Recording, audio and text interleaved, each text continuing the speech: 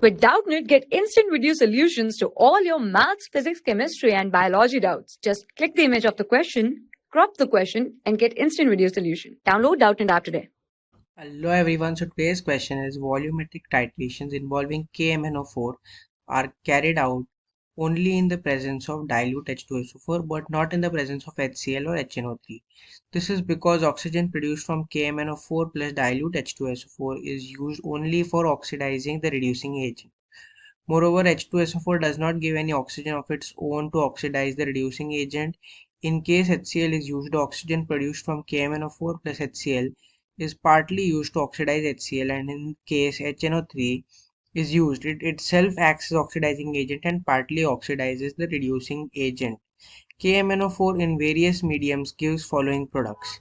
Mn plus 7 in the presence of H plus gives Mn2 plus.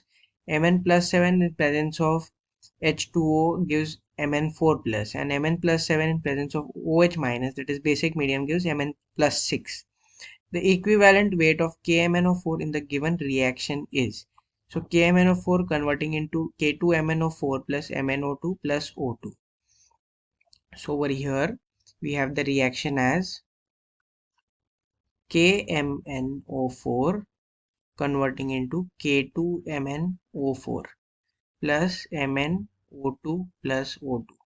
So over here the oxidation number of Mn in KMnO4, over here it is plus 7, over here it is plus 6, and over here it is plus 4. So here we see now Mn plus 7 is going to Mn plus 6, that is decrease of 1 into 1, and the other side we have Mn going from plus 7 to plus 4, that is decrease of 3 into 1. So now we write equivalent weight is equal to molecular weight upon n factor. So we can write m upon 1 into 3. So the correct answer will be equivalent weight is equal to m by 3.